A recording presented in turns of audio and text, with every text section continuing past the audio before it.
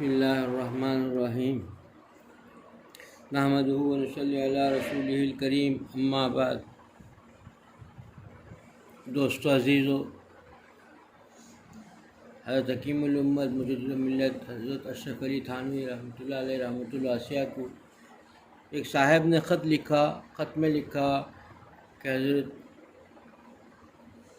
ہم کو بہت پریشانیاں ہیں، بڑے آزمائشیں ہو رہی ہیں، پریشانیاں ہیں۔ پھر آگے لکھتے ہیں کہ حضرت ہم کو سمجھ میں نہیں آیا، ہم نے کسی کو تکلیف نہیں پہنچائی، ہم سے کسی کو تکلیف نہیں ہوئی، ہم نے کسی پر ظلم نہیں کیا، پھر یہ بار بار جو ہے پریشانیوں کے اوپر پریشانیاں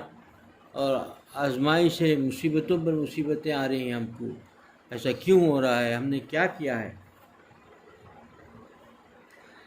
حضرت حکیم الامت حکیم تھے، بڑے پیارے انداز میں جواب لکھتے ہیں، فرماتے ہیں دیکھیے کہ ہمیں آپ سے محبت ہے شرعی طور پر بھی، کیونکہ شیخ جو ہے باپ کی جگہ رکھتا ہے نا، تو شیخ جو ہے باپ کے قائم مقام میں روحانی باپ ہے، تو فرمایا کہ تبھی تو شرعی طور پر بھی ہونی چاہیے، مجھے تم سے محبت ہے اور تمہاری ان حالات سے مجھے تکلیف ہوئی، مجھے بھی جو ہے افسوس ہوا، لیکن مجھے یہ نہیں سمجھ میں آیا کہ آپ لکھتے ہیں کہ ہم نے کچھ نہیں کیا، ہم نے کسی پر ظلم نہیں کیا، ہم نے کسی پر ظلم نہیں کیا، کوئی ہم نے غلط کام نہیں کیا، پھر ہم کو کیسے ایسے پریشانیاں آ رہے ہیں؟ تو یہ دونوں چیزیں ضد ہیں۔ فرماتے ہیں کہ دیکھو اس پر غور کرو کہ یہ چیزیں، پہلی تو یہ فرمایا کہ دیکھو اس کو غور کرو کہ آدمی چاہے کچھ نہ بھی ہو، امید آپ سے یہی رکھتا ہوں کہ آپ جو ہے نیک ہیں، اور میں امید رکھتا ہوں کہ آپ ضرور ایسا ہی کرتے ہوں گے، کسی پر ظلم نہیں کیے ہوں گے، لیکن آپ بتاؤ کہ ظلم کے وجہ سے ہی یا کسی وجہ سے ہی پریشانیاں آتے ہیں کیا؟ اگر اسے ہی کسی کے ظلم کرنے سے پریشانیاں ہوتی، اگر کسی پر جو ہے کوئی غلطی کی وجہ سے پریشانیاں آتی تو انبیاء علیہ السلام کو جو ہے کیسے آزمائشیں پریشانیوں کا سامنا ہوا، کتنی تکلیفیں ہوئی، فقر و فاقہ ہوا، کھانا نہیں ملتا تھا 2-3 دن، تو کیا اس سے پھر انبیاء کو کیسے ہو سکتا تھا؟ ظلم ہی سے، کسی پریشانیوں سے، گناہوں سے ہی ہوتا، تو پھر وہ نہیں ہوتا ان سے۔ تو آپ حکیم الامت ہے نا، بڑے پیارا انداز سمجھاتے ہیں کہ دیکھو سمجھو پہلے اس بات کو کہ اللہ تعالیٰ جب محبت کرنے لگتے ہیں تو محبت سے بھی کبھی آزماتے ہیں، اور محبت میں بھی دیکھتے ہیں کہ بندہ کتنا میرا جو ہے اپنا بن کے رہتا ہے، شکر گزار رہتا ہے اس حال میں بھی، اور کتنا واویلا مچاتا ہے، کتنا چیخ پکار کرتا ہے۔ اسی لیے بہت سے لوگ ایسے ہیں کہ ان پریشانیوں میں چیخ و پکار، واویلا، آپ جیسا کہ کہتے ہیں کہ میں نے کیا کیا، مجھ سے کیا غلطی ہوئی، ہم نے کس پر ظلم کیا، کس پر کیا، تو یہ کیا ہے کہ اس نے اب تو مصیبت، اس چیخ و پکار سے تو مصیبت نہیں جاتی، لیکن جو ثواب ملنا تھا، جو اللہ تعالیٰ کی خاص رحمت متوجہ ہوتی ہے کبھی آزمائشوں میں، پریشانیوں میں، وہ بھی ختم، پریشانیاں بھی جھیلے گا، اب کوئی فائدہ بھی نہیں ہوگا، نہ نفع، نہ ثواب ملے گا، نہ کوئی اللہ کا خاص رحمت اس پر متوجہ ہوگی، کچھ نہیں ہوگا، کیونکہ اس نے شکایتیں کر دی، واویلا مچا دیا۔ اور ہم میں سے اکثر لوگ اس سے ایسے ہی ہوتا ہے کہ عام طور پر ایسے الفاظات زبان سے نکل جاتے ہیں کہ یہ چیز آزمائشوں کا ہوتا ہے نا، آزمائشیں بہت، انسان کی زندگی آزمائشوں کی ہے، پتہ نہیں کیسے آزمائش ہوگی، کس طریقے سے آزمائش ہوگی۔ دیکھیے یہی ہو زندگی میں آزمائش، ہمیشہ جب آدمی چوکنا رہے گا اور اللہ تعالیٰ کا بن کر رہے گا، اللہ تعالیٰ کی یاد و محبت میں رہے گا، تو اللہ تعالیٰ غیب سے مدد بھی کرتے ہیں اور ایسی عقل دیتے ہیں کہ ان آزمائشوں میں اس کا عقل کام کرتی ہے، اور وہ اصل میں ان آزمائشوں میں ایسے الفاظ نہیں نکالتا، سوچتا ہے کہ نہیں ایسا نہیں کہنا چاہیے۔ ایک صاحب سے پوچھے، ارے میاں تم اتنا دعائیں کر رہے ہو، دعائیں کرنے کے باوجود بھی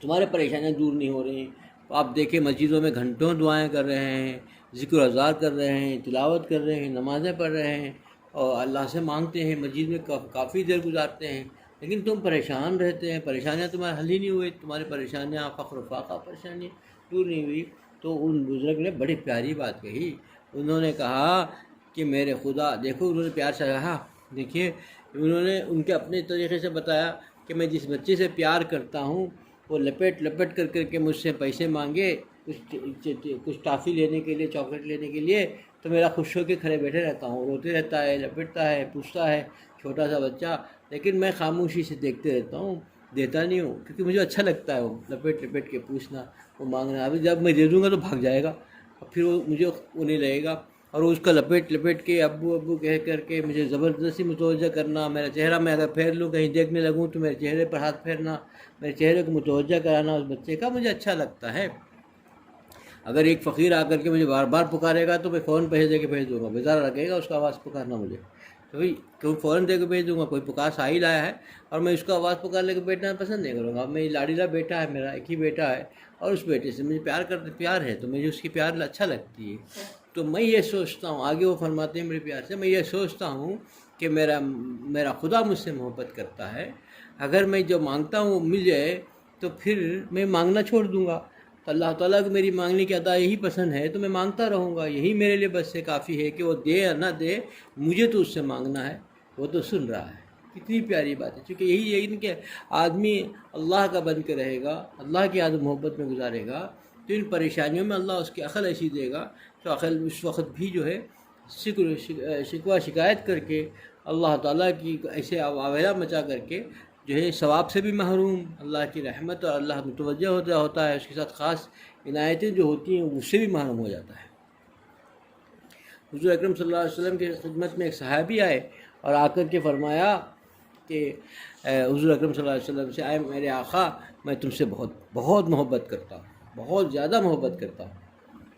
تو حضور اکرم صلی اللہ علیہ وسلم نے فرمایا کہ سوچ کے بول کیا کہہ رہا ہے۔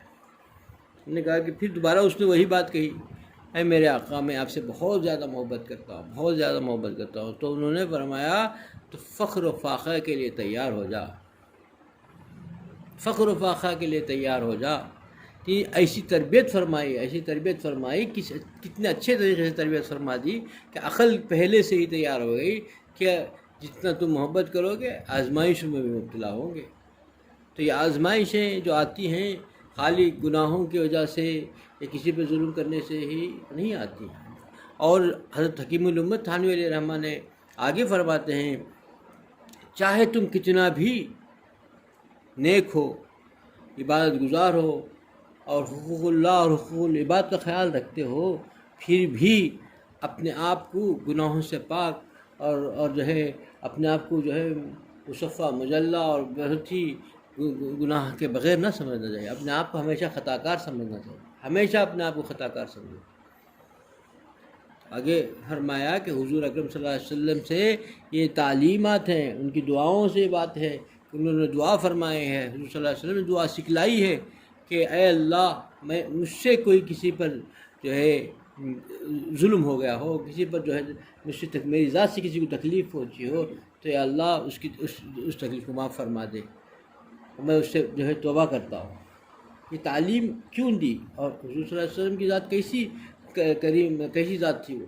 کیسی جو ہے جو رحمت العالمین تھے، وہ تکلیفیں برداشت کر کے دعائیں دیتے تھے، لیکن انہوں نے تعلیم دے دی کہ انسان اب جب وہ رحمت العالمین اللہ کے پیارے نبی اور معصوم وہ دعا کر رہے ہیں، تو اپنے آدمی انسان یہ نہ سمجھے کہ ہم جیسا گنہگار انسان یہ نہ سمجھے کہ مجھ سے کیا گناہ ہوا، میں نے کس پر کیا ظلم کیا، میں نے تو کسی پر ظلم نہیں کیا۔ بھائی ہمیشہ خطا کار سمجھے،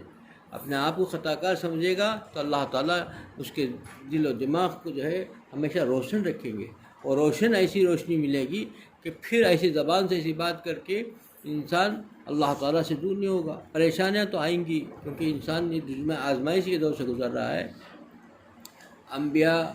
جتنے انبیاء آئے ہیں سب آزمائش سے گزرے ہیں، اور سبوں کو تکالیف آئے ہیں، کہ بھئی انسان کیسے تکلیف کے بغیر رہ سکتا، ہم جیسے انسان کیسے تکلیف کے بغیر رہیں گے، ہم بھی تو تکلیف سے گزریں گے، لیکن واویلا مچا کر کے ایسے الفاظ نکالنا، یہ بات کی دلیل ہے کہ اس کو ابھی محبت کی چاشنی نہیں ملی، یہ جو ہے غلط بات ہے۔ اور خاص کر جو کسی اہل اللہ سے تعلق رکھتے ہوں ان کو ایسی چیز سے گریز کرنا چاہیے، اور اپنے آپ سے ہمیشہ استغفار کی کثرت کریں۔ حدیث پاک میں آیا ہے کہ کثرت سے جو ہے درود شریف کا ورد ہر قسم کے پریشانیوں سے، مصائب سے، جو ہے الجھنوں سے، بیماریوں سے جو ہے نجات کا ذریعہ ہے۔ تو اس کا تو نہیں کرتے، یہ تو طریقے بتایا جا رہا ہے، اس پر تو عمل نہیں کرتا انسان، اور سچے دل سے توبہ نہیں مانگتا، خالے واویلا کرتا ہے کہ میں نے تو کسی پر ظلم نہیں کیا، مجھ سے کبھی بھی میں نے کسی کا حق تلفی نہیں کی، میں نے کسی کو جو ہے کچھ نہیں کیا، پھر کئی کو کس وجہ سے میرے لیے اتنے پریشانیاں، مصائب بار بار، اور ایک مصیبت کے اوپر ایک دوسری مصیبت، ہر بار بار مصیبت آ رہی ہے۔ یہ کتنی بڑی وہ شیطان کا جو ہے دھوکہ ہے۔ اس سے کہنے سے مصیبتیں تو نہیں ٹلیں گی، لیکن اللہ تعالیٰ کی رحمت اور ثواب جو ملنا تھا وہ بھی خطا ہو گیا۔ اب کچھ نہیں، سب تکلیفوں میں گزر کے بھی کچھ اجر نہیں پایا، سو اس سے بھی محروم ہو گیا، تکلیفوں کا تکلیف بھی ملا اور اجر سے بھی محروم ہو گیا۔ دوستو عزیزو، ہمیں سے ہر آدمی آج غور کرے، آج یہ تو عام ہے، آج چھوٹی چھوٹی باتوں پر شکایت ہو رہی ہے، اور اپنے آپ کو جو ہے سمجھتا آدمی یہ ہے کہ بھئی میں اس سے کیا خطا ہو گئی، اب میں نے کون سی غلطی کی۔ انسان تو خطا کار ہے، جو خدا نے انسان کو پیدا کیا، جس ذات نے انسان کو بنانے والی ذات یہ کہہ رہی ہے کہ خطا کار ہے، ہر انسان خطا کار ہے، ہمیشہ خطائیں ہوتی رہیں گی۔ اب خطائیں بنانے والی ذات بول رہا ہے کہ خطا کار ہے، خطائیں ہوں گی، غلطیاں کرے گا، تو پھر یہ اپنے آپ کو کہے کہ مجھ سے کیا غلطی ہوئی، میں کیا غلطی کیا، یہ سب جو ہے پتہ یہ چلتا ہے کہ اس کو ابھی تک، کیونکہ کچھ بسا اوقات مریض طبیب کے پاس آتا ہے، اس کو پتہ ہی نہیں چلتا مرض کا، بولتا ہے کہ میں تو صحت مند ہوں، اور مریض ہاتھ رکھ کے بولتا ہے کہ بھائی جانچ کرو، تم کو ایسا لگتا ہے کہ شوگر آ گیا، کہتا ہے کہ بھائی الحمدللہ میں بہت اچھا ہوں، صحت مند ہوں، کچھ نہیں ہے مجھے۔ جب جانچ کی جاتی ہے پتہ چلتا ہے کہ 500 شوگر چلے گئی، اب یہ اپنے آپ کو صحت مند سمجھ رہا ہے، اور اپنے آپ کو بول رہا ہے کہ میں تو بھائی صحت مند ہوں، کوئی بھی اس کے آثار بھی نہیں، کچھ بھی نہیں۔ تو ایسا ہی جو ہے گنہگار انسان اپنے آپ کو صحت مند کیوں سمجھتا ہے کہ اس کو پتہ نہیں چل رہا ہے۔ اسی کے لیے فرمایا گیا کہ اب جب بندہ اللہ تعالیٰ کی یاد و محبت میں، ذکر و اذکار میں رہے گا تو اس کو دل و دماغ کے اندر ایسی روشنی ملے گی، اس روشنی سے اس کو ہر چیز سمجھ میں آ جائے گی، اپنے خطائیں بھی سمجھ میں آ جائیں گی، اللہ کی محبت بھی سمجھ میں آ جائے گی، اپنے حالات کو سمجھ پائے گا، اور پھر وہ ہمیشہ جو ہے اللہ تعالیٰ کے حضور گڑگڑاتے رہے گا، اپنے آپ کو جو ہے وہ مجبور اور جو ہے اپنے آپ کو بے بس محسوس کرے گا، کیونکہ میں اتنا بڑا خطا کار ہوں، میری خطائیں اتنی زیادہ ہیں کہ میں کیسے مجرم ہوں، یہ ہمیشہ اس کے ذہن میں رہے گا، کبھی وہ اپنے آپ کو یہ نہیں سمجھے گا کہ مجھ سے کیا خطائیں ہوئی۔